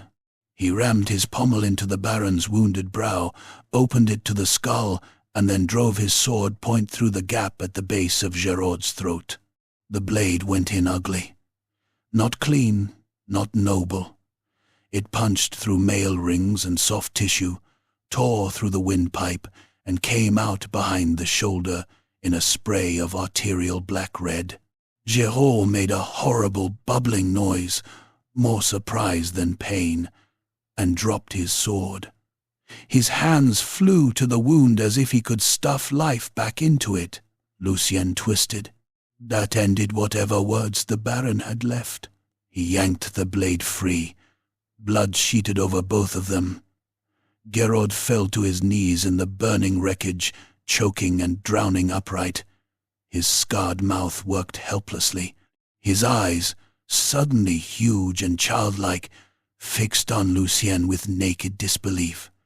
Then the strength went out of him in a long shudder, and he pitched sideways into the scattered ledgers and spilled silver.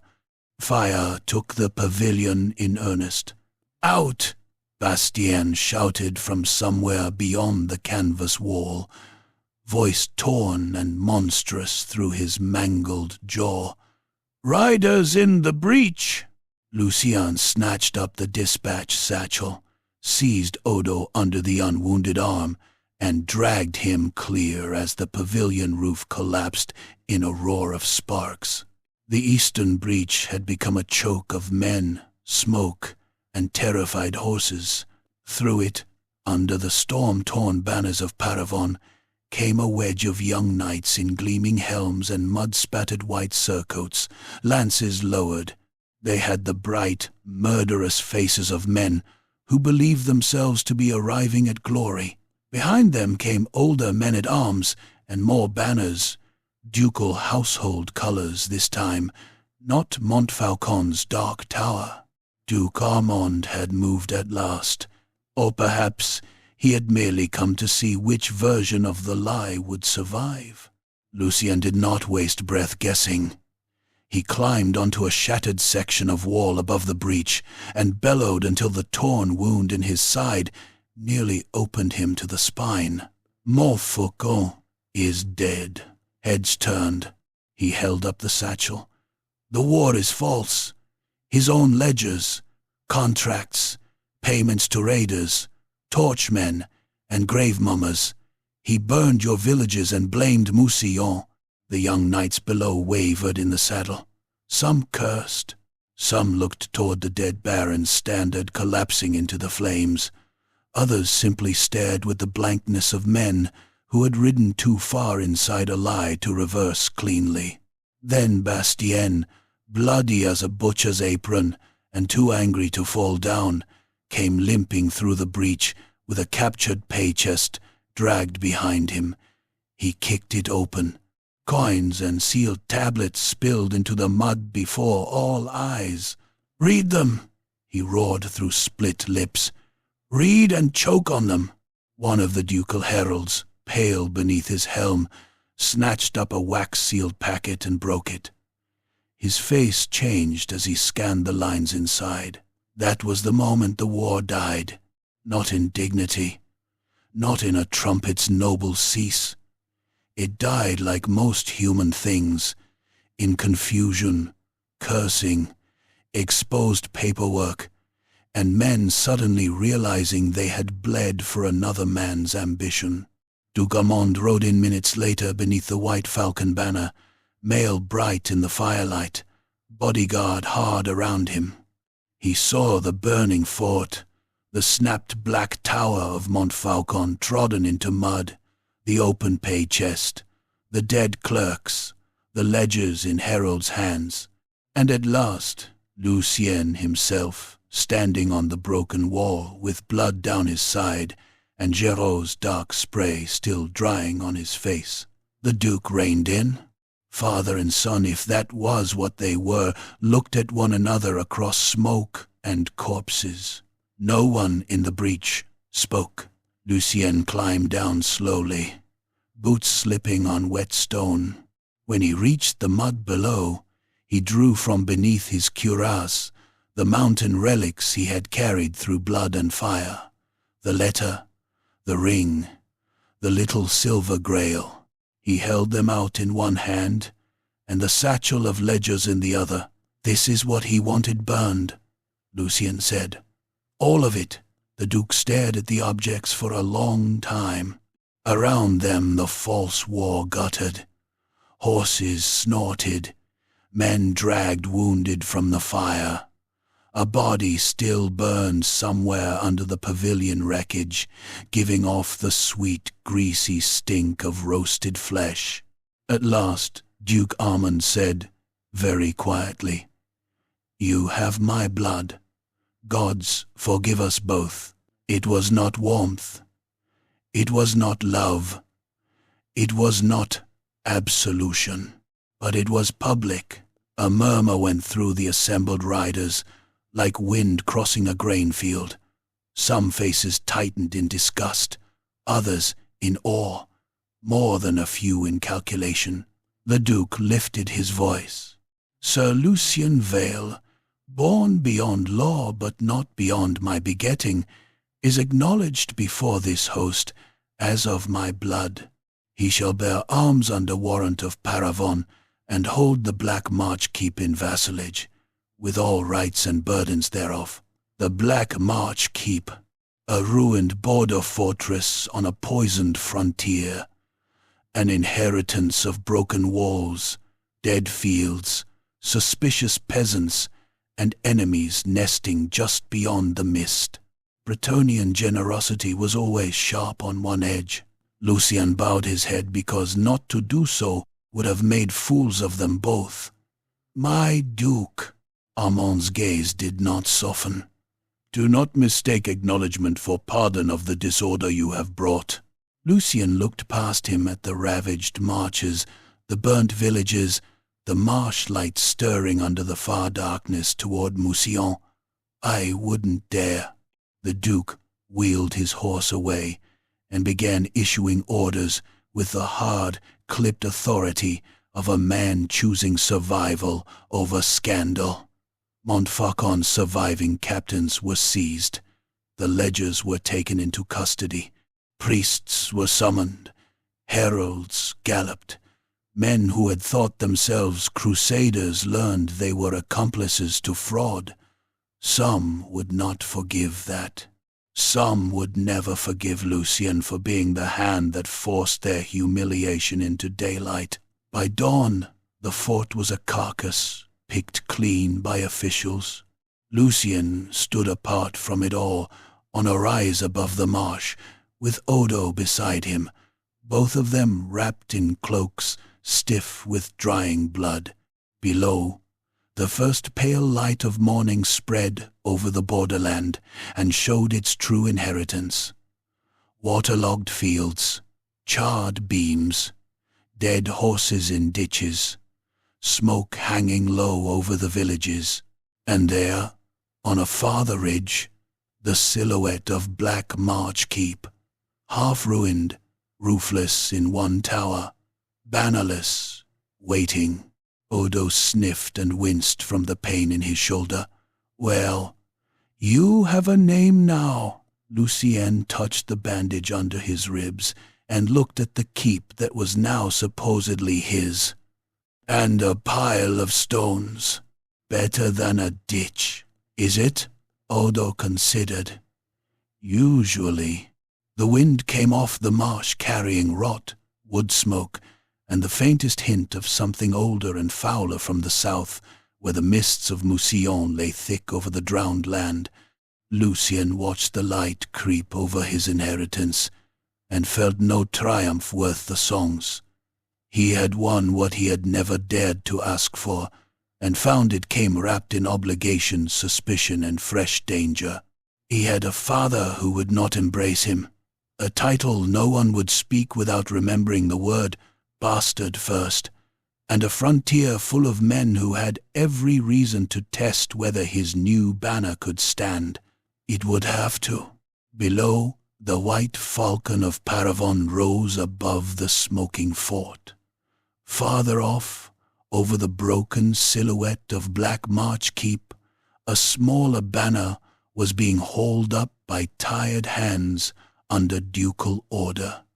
New cloth, new arms, a falcon without a crest, stooping over a black tower. Lucien watched it catch the morning wind. Not safe, not loved, but no longer nameless.